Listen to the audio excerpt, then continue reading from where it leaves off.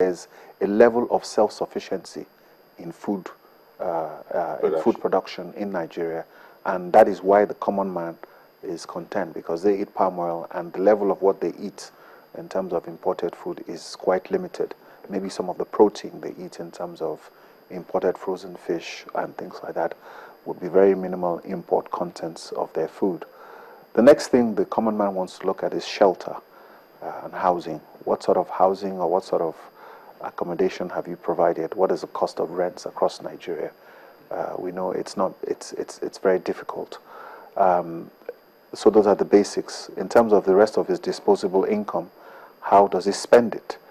Because it's the common man who is the consumer that spends, that drives the economy.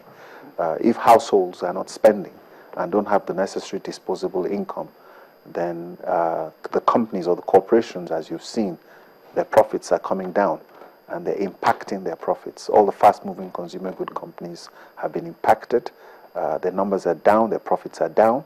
Telecoms, all the breweries, all the food companies, beverages, all those companies are going down. So the impact is the fact that the common man does not have that disposable income anymore to drive the growth in the economy. And we need to restructure the economy to assist them. So what do you expect to hear and see from the office of the CEO to give that confidence to the common man? The trust that, yes, we could start going on a trajectory that goes north.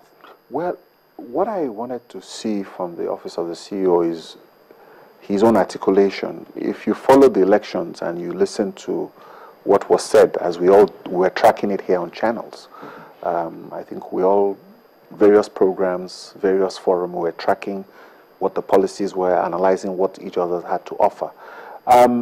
The president said in a meeting in Lagos when he addressed the business community, when we were all there, told us about some economic policy. But at the end of that meeting, he qualified that statement, said that that document was written for him. The next day in Kano, he talked about reprivatization, which I wasn't quite clear in terms of maybe is he going to reverse some of the privatization. Dr. Fayemi came back at the business school, Lagos Business School Forum, to also put some clarity on what sort of direction there is to it.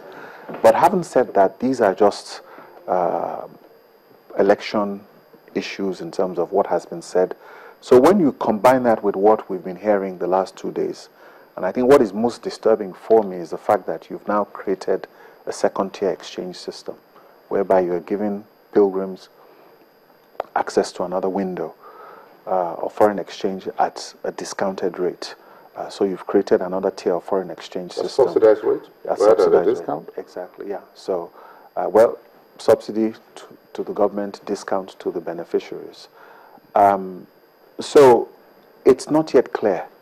I think so. What is important now is the government must, or the CEO's office must find a way, either give him an opportunity to, maybe when he's addressing a conference or his next public engagement, he should find an opportunity to articulate his economic policy.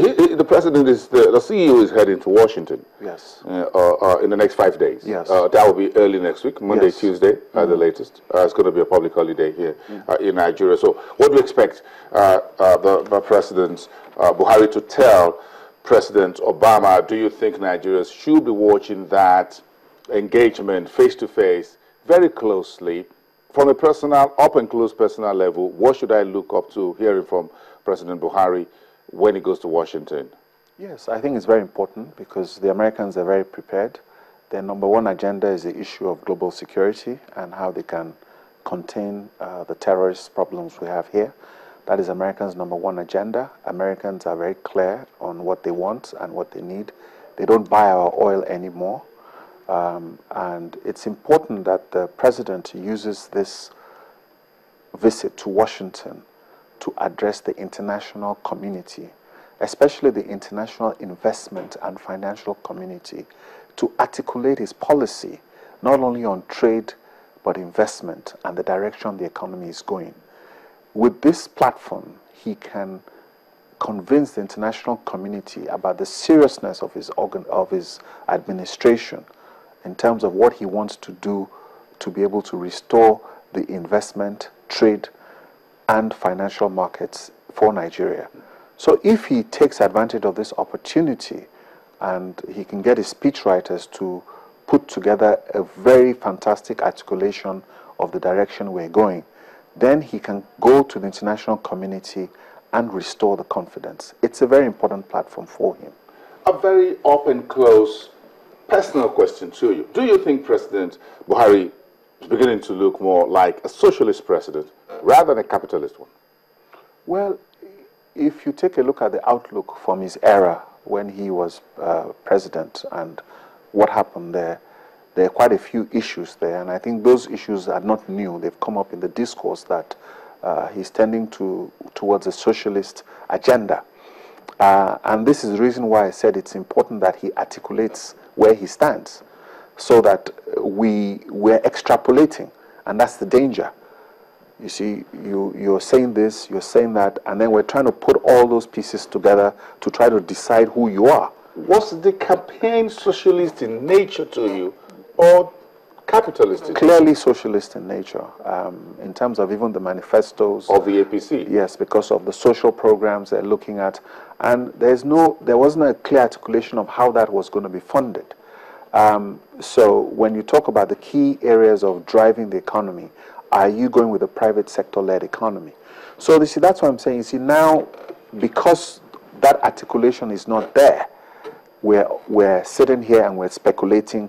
We're extrapolating that in December he said this, he now said this in January, he said that there, he did this, he released this press statement.